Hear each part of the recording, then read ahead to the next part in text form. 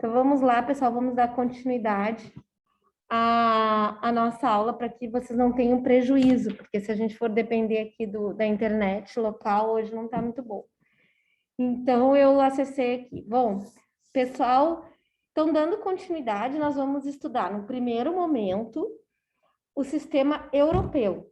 E depois nós vamos para o sistema africano, que eu vou fazer uma menção aqui, e depois nós vamos estudar as peculiaridades e procedimento no sistema americano, que vai facilitar a compreensão do sistema para que vocês também possam depois verificar como que a sentença, né, como que é levado o caso até a corte interamericana, tá certo? Então, deixa eu compartilhar a minha tela aqui.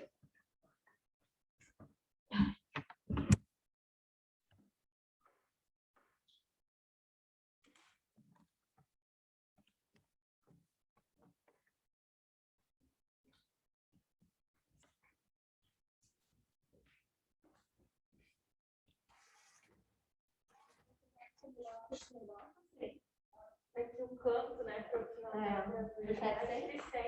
Né? Por causa do canto ali mesmo.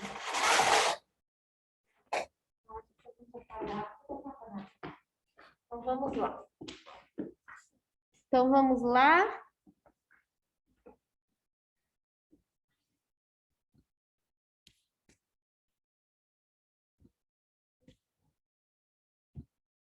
Então, pessoal, sempre que a gente fala dos sistemas, não deu ainda.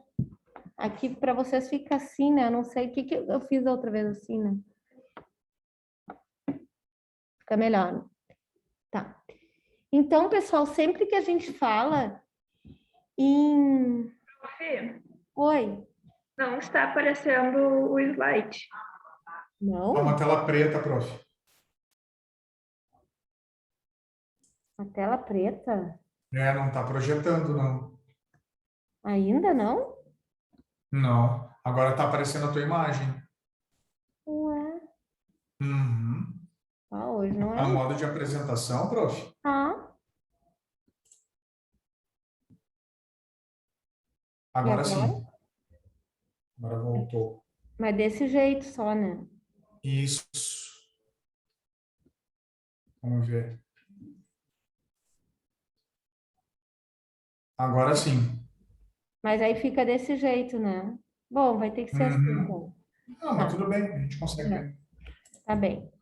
Bom, até para eles que estão aqui é melhor, porque fica mais claro a imagem, não fica com a barra, né? Então, pessoal, como eu falei, nós temos esses três sistemas que se apresentam como alternativa a respeito da denúncia no âmbito internacional de uma violação de direitos humanos. Lembre-se sempre que quando nós estamos falando da violação do direito humano, a gente está falando de um direito que o Estado se comprometeu em tratados internacionais a assegurar no seu território ou a partir de atos seus, ou seja, também pode ser que numa campanha o Estado possa perpetrar atos de violação aos direitos humanos. Esses sistemas todos, assim como o sistema global que nós estudamos, assim como os sistemas regionais, são sempre complementares à atuação do próprio Estado. Então, por exemplo, num caso de violação ao direito humano, primeiramente devem agir as instituições estatais.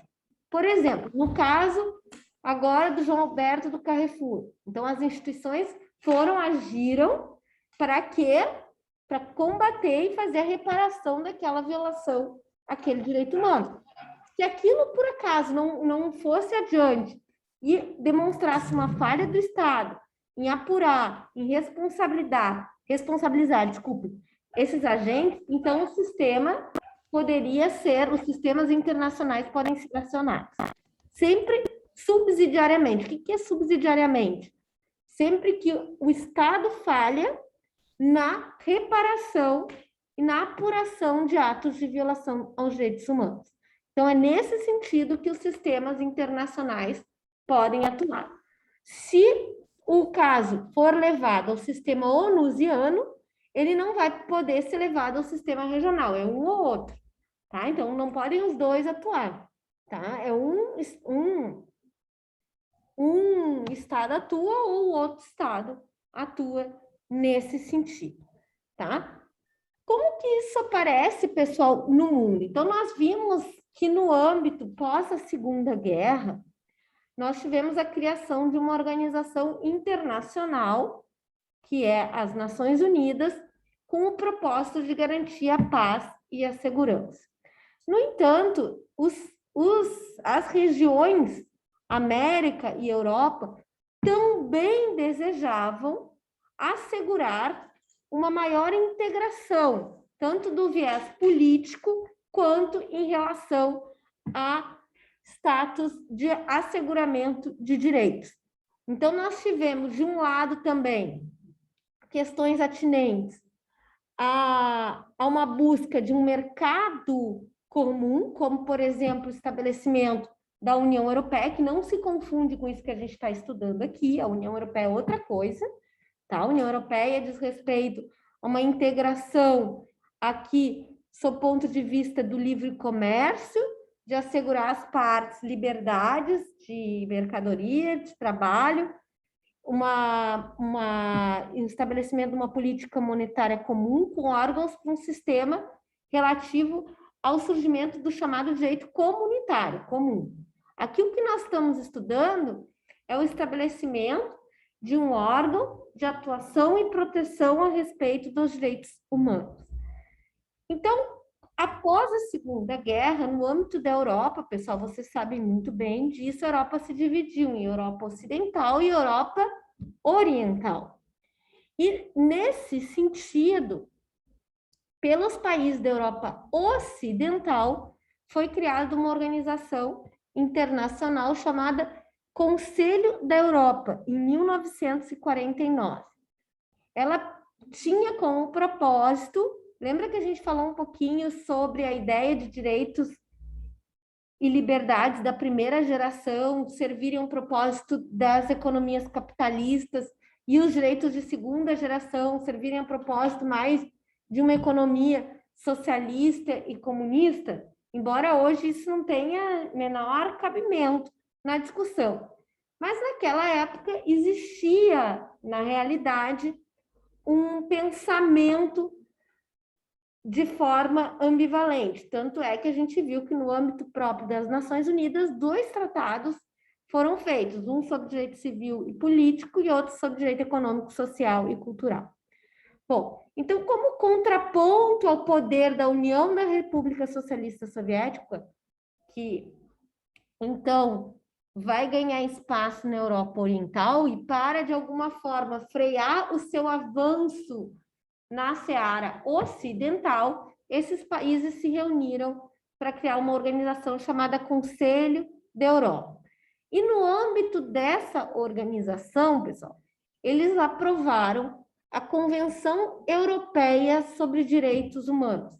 Lembrando que ainda não havia um tratado internacional sobre o tema, havia só a Declaração Universal a respeito dos direitos, dos direitos humanos. Não havia um tratado internacional na ONU. Então, a Europa disse, não, nós queremos um tratado e mais, nós vamos fazer um tribunal a respeito do julgamento de violações de direitos humanos. Então, eles criaram, neste tratado, elencaram vários direitos humanos e o comprometimento dos países em assegurar justamente o cumprimento desses direitos. Me atrapalhei aqui, tudo bem? Não, capaz. E aí, e também, pessoal, uma corte internacional, chamada Corte ou Tribunal de Estrasburgo, com sede em Estrasburgo, na França. Então, pessoal, eles asseguraram, por meio de um tratado internacional, que a gente sabe que o tratado é lei para as partes, no âmbito, fonte do direito internacional, os países aderiram a esse tratado e estabeleceram direitos e ainda um tribunal para fiscalizar o cumprimento desses direitos. Então, os países iriam responder por violações aos direitos humanos. Num primeiro momento, eles criaram um órgão para levar essas denúncias de violação aos direitos humanos ao tribunal, chamado Comissão Europeia de Direitos Humanos. Depois, com o tempo, eles asseguraram que a própria vítima, ou familiares da vítima, pudessem levar os seus casos ao tribunal que se localiza lá em Estrasburgo. Então, esse sistema, pessoal, recebe dos próprios indivíduos, por isso o nome aqui, chamado de jus postulandi, pessoal, significa o quê? O direito de postular, de ingressar com a ação, isso que significa jus postulandi, a possibilidade da pessoa postular diretamente na corte. Então, ela não precisa passar por um órgão intermediário, como a gente vai ver que precisa aqui no sistema interamericano. Então, ONGs ou próprias vítimas, obviamente com um advogado que vai orientá-los aspectos jurídicos nesse sentido, tá? Mas se não tiver, também pode já levar a denúncia, vai levar para a corte a sua denúncia. A corte, pessoal, ao longo dos anos, ela se estruturou de forma permanente. O que é isso? O que é ser de forma permanente? Ela tem uma sede lá na França, Estrasburgo. Olha como é que ela é bonita aqui, é mais moderna, eu acho, essa construção, né, pessoal? Em contraposição à Corte Internacional de Justiça que nós vimos, ela tem uma área meio modernística, assim, né, meio moderna, tá? Então, essa Corte Europeia, já vou voltar ali, ela foi crescendo à medida em que também começaram a ingressar novos países nesse Conselho da Europa. Então, lembra que eu falei, ela inicia com os países da Europa Ocidental. Com a queda do Muro de Berlim, a abertura, na verdade, do sistema, outros países que eram do leste europeu também ingressaram nesse Conselho da Europa, de maneira que hoje nós temos um total de 47 países partes, muito maior do que a União Europeia, parte desse tribunal. E esse tribunal, pessoal, é composto por 47 juízes também. Então, vejam que é um número bem grande de juízes, principalmente quando a gente for ver na Corte Interamericana, que são apenas 7 juízes. Então, lá na Corte Europeia, existe um funcionamento, uma estrutura muito complexa a respeito do recebimento dessas denúncias. Quem vai julgar, assim como existe aqui no Tribunal de Justiça, câmaras, turmas, também lá no tribunal vão haver divisões a respeito do julgamento e alguns casos mais polêmicos podem ser julgados pelo pleno. Pleno que é a totalidade desses juízes. Então, vejam, pessoal, aqui que o número de países hoje que fazem parte desse sistema europeu para monitorar violações de direitos humanos é um número de 47 países, muito maior que a União Europeia, que só tem 27 membros. Então, abrange também a Turquia, o Azerbaijão, Mônaco, Noruega, Ucrânia. Então, vejam, um número de países bastante acentuado que eram antigas aliadas da União Soviética.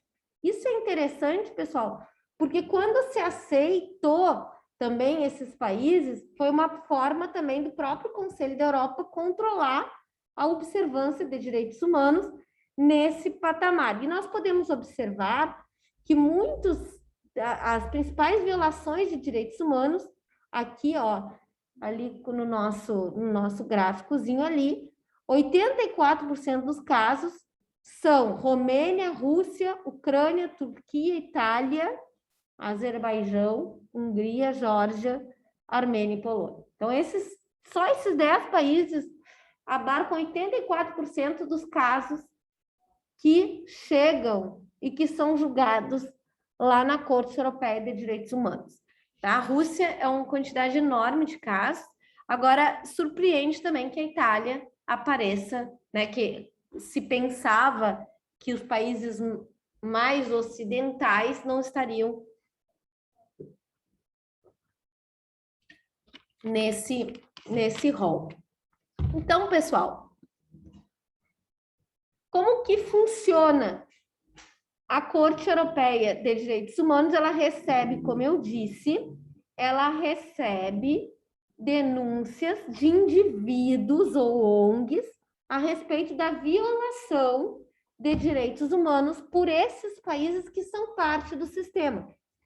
Então, essa pessoa que está postulando o acionamento do tribunal deve comprovar que esgotou todos os recursos internos nesse Estado nacional para que houvesse a reparação do dano. E essa reparação do dano não foi efetiva. Então, em razão disso, portanto, o caso é apresentado à Corte Europeia no prazo de 6 meses depois do esgotamento dos recursos internos. Muitos dos casos, no entanto, pessoal, como os casos que vocês vão estudar, o que acontece é que esse esgotamento dos recursos, ele não é efetivo. Ou seja, o que significa isso? Às vezes, não é que foi até o último recurso. O processo sequer anda, não vai adiante, por uma série de razões, ou arquivado, enfim. Então, a partir da análise de que, efetivamente, não houve uma busca ativa do Estado Nacional, o empenho do Estado Nacional para efetivar a reparação e a apuração da violação ao direito humano, então a Corte poderá receber essa denúncia e vai abrir um julgamento, vai ouvir as vítimas e vai proferir uma sentença. Então, vai proferir uma sentença. Então, a Corte irá proferir uma sentença. É possível também, e a gente vai ver que a Corte Interamericana também tem função consultiva, que a Corte Europeia possa se manifestar a respeito de uma opinião sobre se determinada norma interna viola um direito humano ou não, ou a forma como deve interpretar esta convenção. Então, é possível também que as opiniões consultivas, a gente chama de opiniões consultivas, sejam emanadas pela Corte Europeia a respeito de algum tema, tanto em relação à interpretação quanto a artigos da própria Convenção Europeia, quanto artigos internos dos países membros a respeito de compatibilidade ou não com a Convenção. Ou, por exemplo, a França pediu uma opinião consultiva a respeito da maternidade por substituição. O que é maternidade por substituição? Uma prática que a gente vai... Depois a gente estuda bastante em direito internacional privado, esse tema. E o que é a barriga de aluguel? Contratos de barriga de aluguel, hoje que crescem no âmbito internacional. Então, a França dizia que se queria entender se esses contratos eram ou não eram contrários aos direitos humanos. Porque, para a França, isso era contrário e ela não reconhecia a filiação. Depois, ela foi condenada em razão disso, e aí, o que aconteceu? O tribunal disse, não, tem que reconhecer a filiação. Não pode a criança agora ficar sem reconhecimento de filiação, porque a França não quer aceitar esse contrato. Então, a França estaria agindo em contrariedade aos direitos humanos ao não reconhecer a filiação em barriga de aluguel. Então, nesse aspecto é que se comporta a Corte Europeia de Direitos Humanos. Tá? Então, claro, a jurisprudência da Corte, os casos da Corte são muito mais ricos, porque, como a gente vai ver, são 47 juízes, ao passo que na Corte Interamericana são apenas 7 juízes. Então, a gente pode ver, e até o orçamento dos dois tribunais é muito distinto em comparação, se a gente for comparar um com o outro. Além disso, a Corte Europeia é permanente, ela está sempre lá, os juízes trabalham, moram lá em Estrasburgo.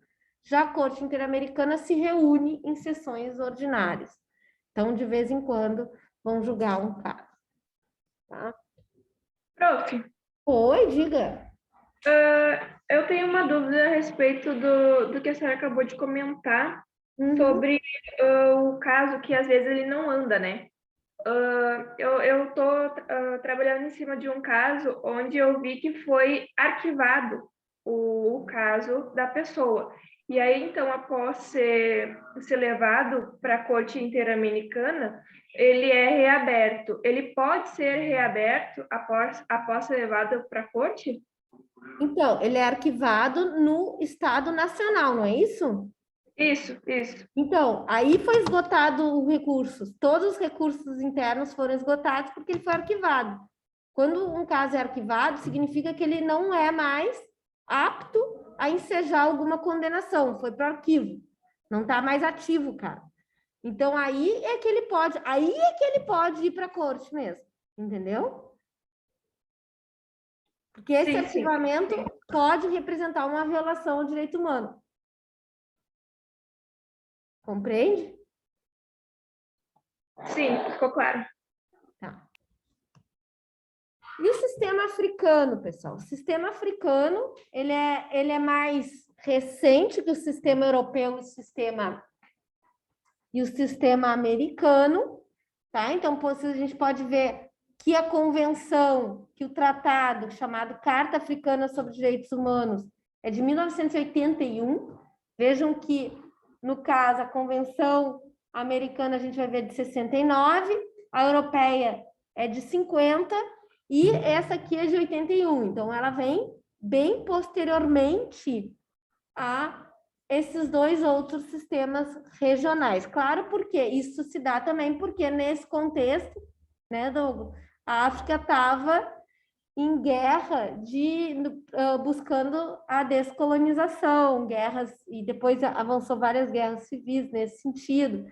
Então, a instabilidade política da região vai também influenciar que essa região tenha um sistema mais tardio de proteção aos direitos humanos. Agora, o que é interessante, pessoal, e que é uma contribuição bem bacana do sistema africano de direitos humanos, é que ele traz direitos humanos e dos povos, que é um viés coletivo.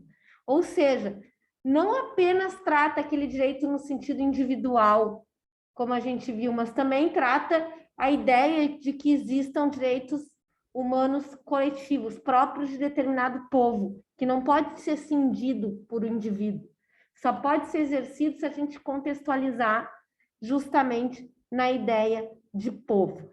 Então, esse sistema, pessoal, também tem um tribunal, tá? Que fica na Tanzânia, tá? Então, aqui em Arusha, na Tanzânia, tá?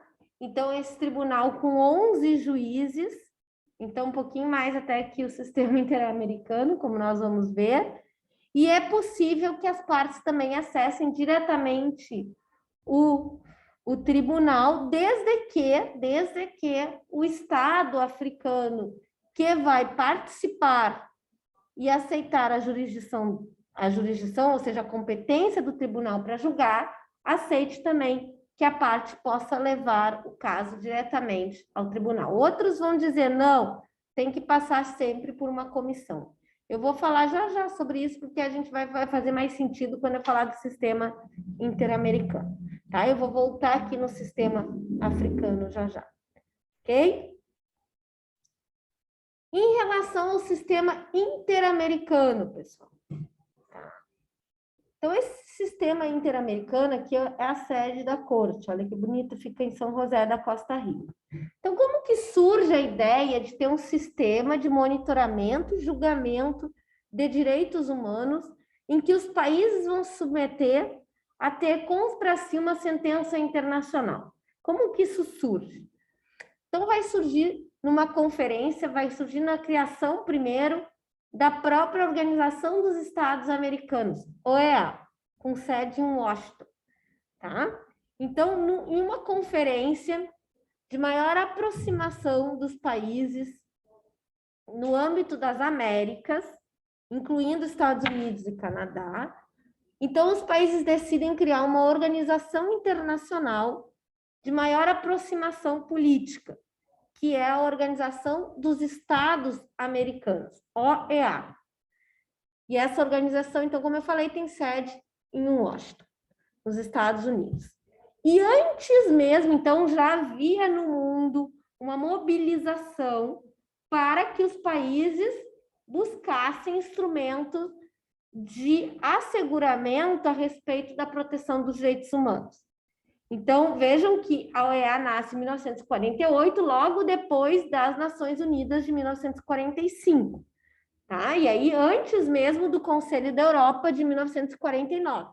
Mas tudo ali juntinho, né? No mesmo período histórico.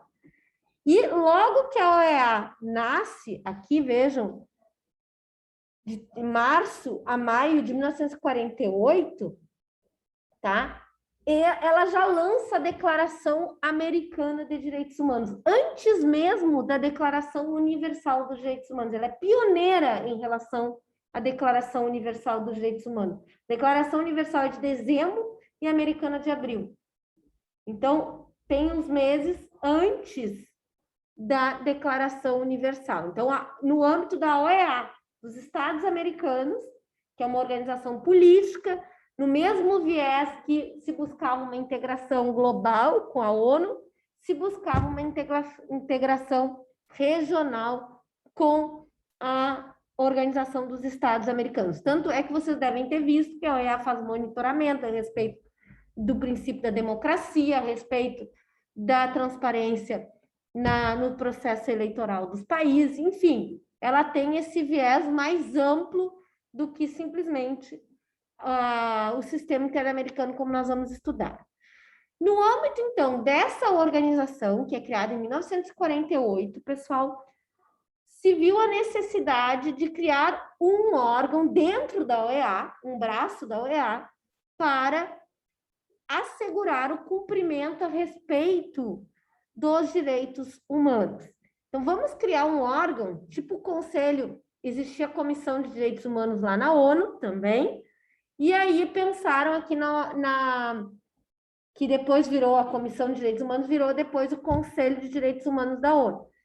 E pensaram na OEA dizendo o seguinte, olha, vamos pensar também em um órgão de fiscalização a respeito dos direitos humanos. E foi criado, então, a partir de 1959, se começa a estruturar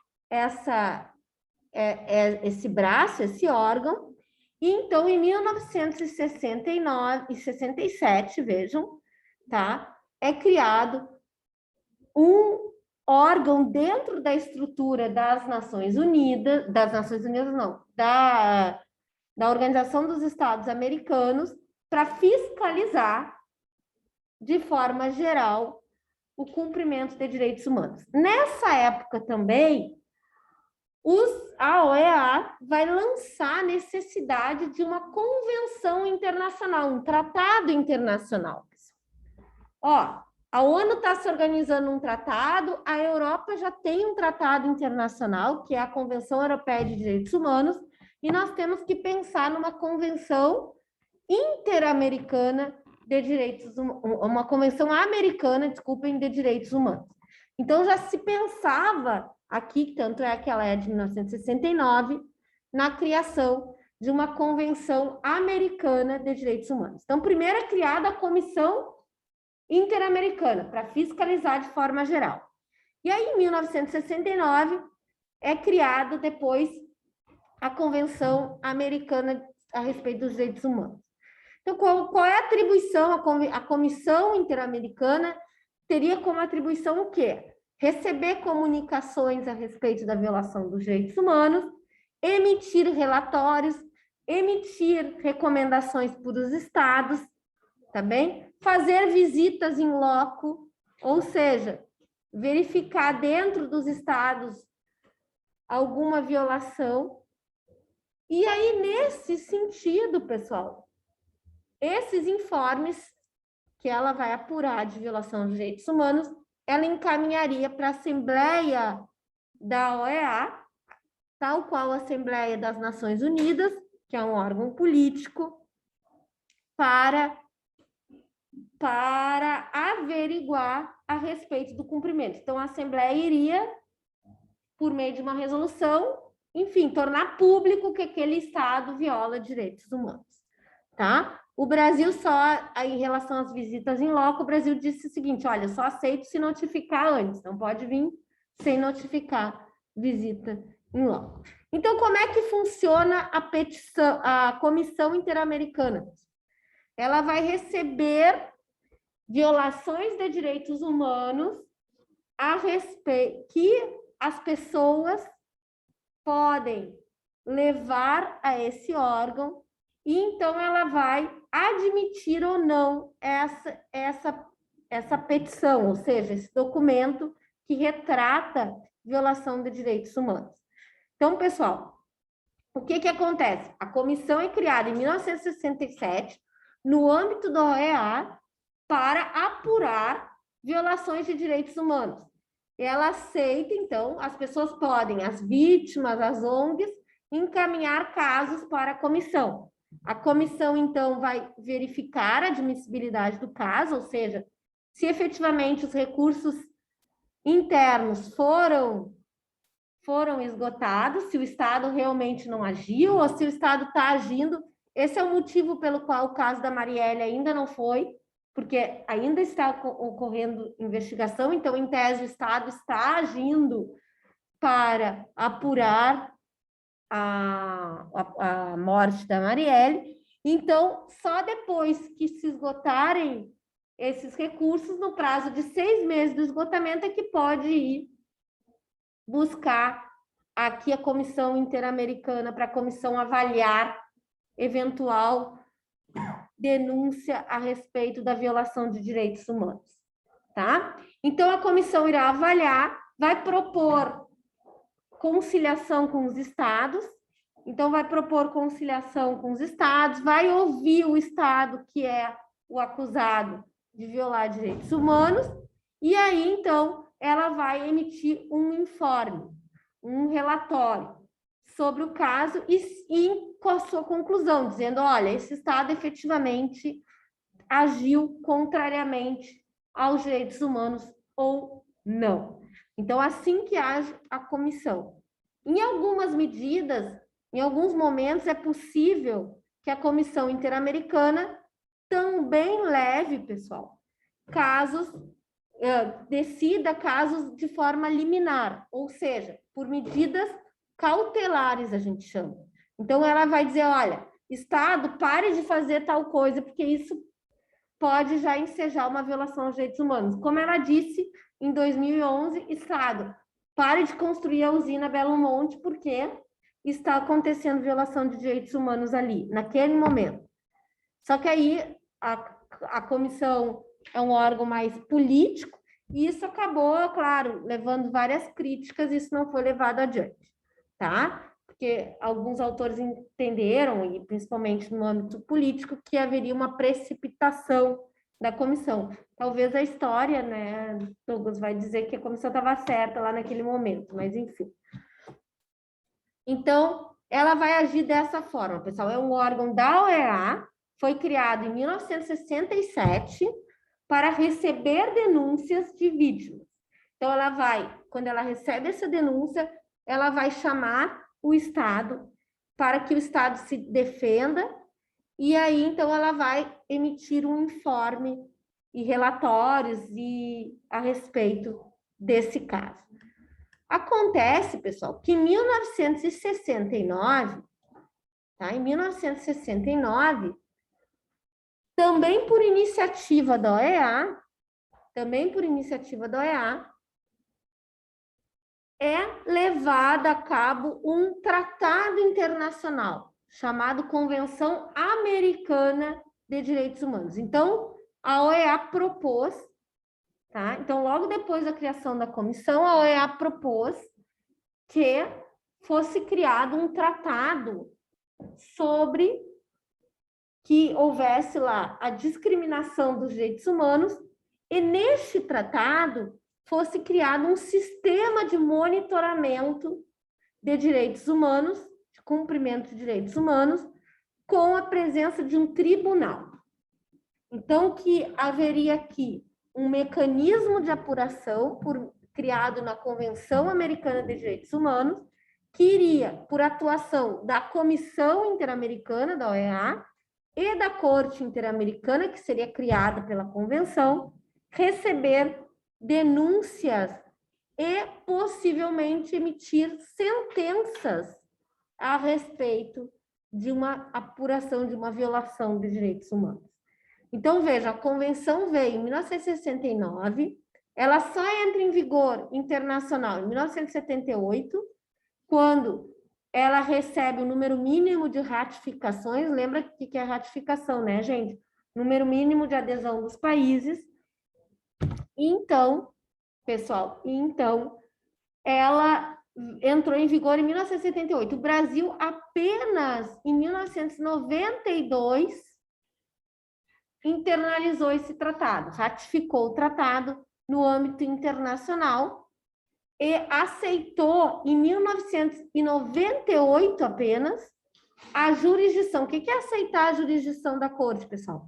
Aceitar que a Corte Interamericana possa julgar casos em que o Brasil seja acusado de violação aos direitos humanos. Então, é por isso também que os nossos casos remontam à data posterior a 1998.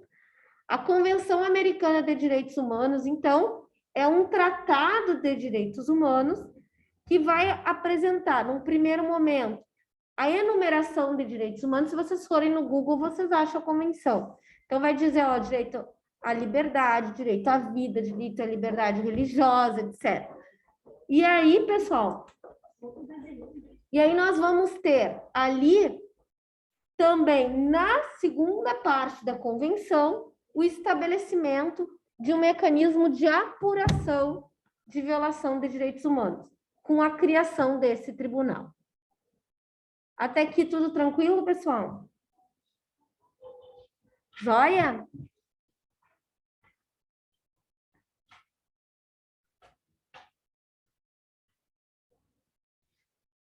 Vocês preferem fazer intervalo ou tocamos? Intervalozinho, preferem? Hã? Quer fazer intervalo? Tá bem, então. Mas a aula seguir? Não, a gente faz aqui, tudo bem. Tá bem. Tá. Então, pessoal, a gente vai fazer um intervalozinho aqui e eu já retorno, tá bom? 10 minutinhos.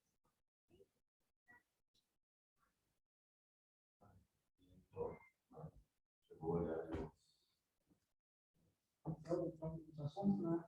A pessoa estava falando que ele se ele não, também não colocar o nome, a gente pode escolher, né? Qual que tinha mesmo, Wilson?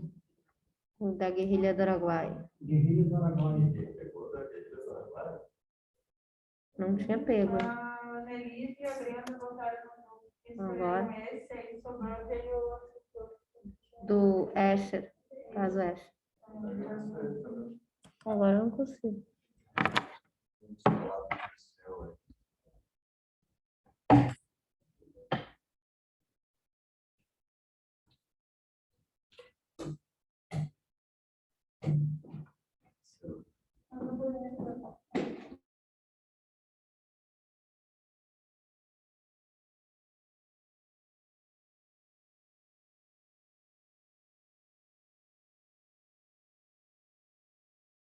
Ô, pessoal, eu vou ali pegar um café, então já vem.